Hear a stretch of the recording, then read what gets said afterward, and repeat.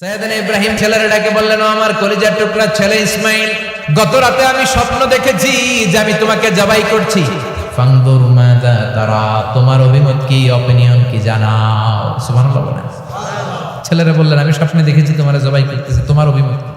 আমগরে যদি আমগো আব্বারা কইতাম আমার দেখেন না, বড়টারে দেখছেন।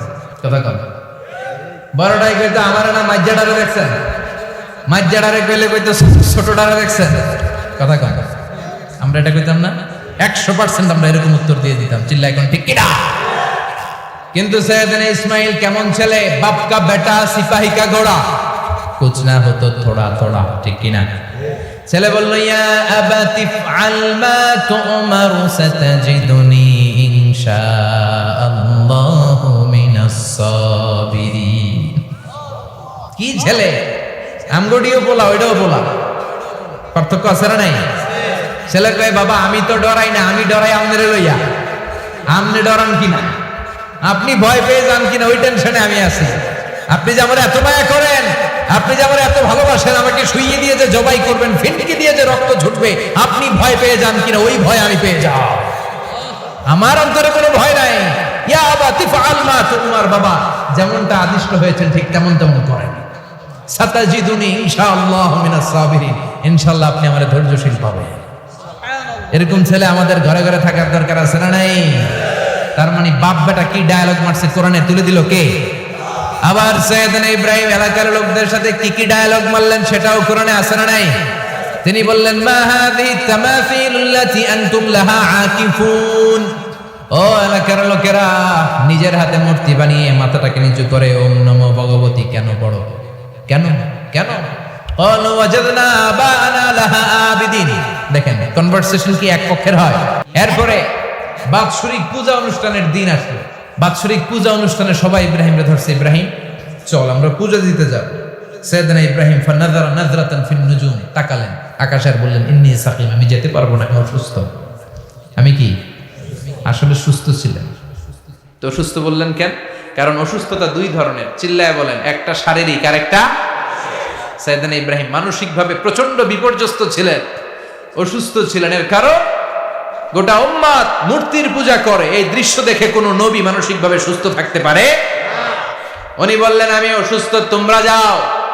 সবাই বলল, ঠিক আছে আমরা যাই। ইব্রাহিম তুই আমাদের ঘরের মূর্তিগুলারে পাহারা দে। মূর্তি পাহারাদার একজন ভালো লোক পাওয়া গেছে, মূর্তি পাহারা দেওয়ার জন্য ভালো একজন পাহারাদার পাওয়া গেছে। নাম? কথা কন, কথা বুঝতে কষ্ট হচ্ছে মনে হয়। মূর্তি পাহারা দেওয়ার জন্য কারে পাওয়া গেছে? সাইয়েদনা ইব্রাহিম কয়, ঠিক আছে আজকে পাহারা দিমু, জন্মের পাহারা, যা তোরা দিতাছি, পাহারা দিতেছি যা। এইবার সাইয়েদনা ইব্রাহিম মূর্তির ঘরে ঢুকলেন। দেখেন কি সুন্দর কথোপকথন আল্লাহ তুলে ধরলেন। আল্লাহু আকবার। মূর্তির ঘরে, দেবীর ঘরে ঢুকে উনি ঘুরে ঘুরে তাকায়, দেখে একটা এমনি হাত আর একটা ব্যাগ করে 14-15টা হাত নিয়ে তাকায় আছে। উনি সবগুলার সামনে এভাবে তাকায় আছে, দেখে এক একটা এক এক চেহারা, একটা হাতির গণেশ স্টাইলের, আরেকটা এরকম, আরেকটা নারীর, আরেকটা বাঘের, আরেকটা তলোয়ার নিয়ে আইতাছি কোপায় ফেলাম। আছে না নাই? সবগুলোর সামনে যায়, যে যে দেখে আর অবাক হয়, কত ধরনের খোদার কাছে এরা কত কিছু চায়। আর যে দেখে প্রত্যেকটার সামনে ডেজার্টস আইটেম, মিষ্টান্ন, এক একটার সামনে রসমালাই, এক একটার সামনে কালো জাম, লাল জাম, রসগোল্লা, চামচাম, দুধ মালাই, মালাই চপ। আছে না নাই? জিব্বায় পানি চলে আসছে নাকি? তো সাইয়েদনা ইব্রাহিম অবাক, কি রে এত মূর্তি, এত ডিজাইন, এত ভাবে এরা অঙ্গভঙ্গি করে আছে, এত খাবার দেয়া, খায় না কেন? সাইয়েদনা ইব্রাহিম ভাবলেন, মনে হয় নাগাল পাই না, আমি একটু তুল্লা ধরি। উনি রসমালাইয়ের বাটিটা নিয়ে যেটা হা করে আছে ওইটার সামনে যায়, কয় খা। কি কয়? বানাই কইতেছি মনে হয়। ফারাগা ইলা আলিহাতিম, মূর্তিগুলোর কাছে গেলেন। ফাকালা আলা তাকুলুন, খাবি না? খাবি না ডারে আমি কিছু খা, কোরআন থেকে বলছি, ঠিক কিনা? উনি ভাবলেন ওরা হয়তো খেতে পারে না, নাগাল পাচ্ছে না, কিংবা আমারে দেখে লজ্জা পাচ্ছে। নিজ থেকে রসমালাইয়ের বাটি তুলে ধরলেন, উনি বললেন খা।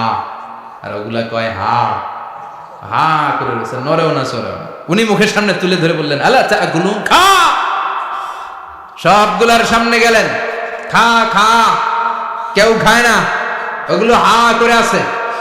সাইয়েদনা ইব্রাহিম বললেন খা, কেউ কথা কয় না। উনি বললেন খাবি না কেন? তাইলে কথা ক। এই যে কষ্ট করে উড়াইলি, মুখের সামনে দিলাম, খাবি না কেন? কথা বল। আল্লাহ তাকুলু, খাবি না কেন? কথা বল। মালাকুম লা তাতাকাল্লামুন, খাবি না কেন? মালাকুম লা তানতিকুন, হয় খা নয় কথা ক। বলতেই লাগলেন খা খা, প্রত্যেকটা মূর্তির সামনে গেলেন, খা। ওগুলো করে আছে হা, কোনো কথা কয় না। কয় কেন খাবি না? তাহলে কথা ক। খায়ও না, কথাও কয় না। আপনার ছেলে বায়না ধরছে, আব্বা চানাচুর খাম। কি খাম? চানাচুর কিনে দিলেন, এই নে চানাচুর। এখন চানাচুর খায় না। কিরে বাপ খাবি না কেন? কথাও কয় না। খায়ও না, কথাও কয় না। এখন বাকি আছে কোনটা? কথা কর। ফারাগা আলাইহিম দারবাম বিল ইয়ামিন, ডান হাতে কোপানো শুরু করলেন। ইচ্ছা মতো ঘুষি কিল মারতে মারতে মূর্তিগুলার সাইজ। ফারাগা আলাইহিম দারবাম বিল ইয়ামিন, এক একটা নবীর হাতে জান্নাতি শক্তি দিয়েছে কে? আল্লাহ। খা নাইলে কথা ক। খায় না, কথাও কয় না, বাকি আছে। মায়ের মারতে শুরু করলেন। মারতে মারতে সব শেষ। তারপরে খুঁজে পেলেন একটা কুড়াল। কি পেলেন? কুড়াল দিয়ে মারতে আরো সুবিধা। খালি এটারে এভাবে মারে, ওইভাবে মারে। মারতে মারতে যতগুলো মূর্তি ছিল সবগুলো মেরে বড় মূর্তিটার গায়ে মারতে যাবে। In the mean time stop, না এটারে মারো না। ফাজআলাহুম জুদাদান, সবগুলারে টুকরা টুকরা।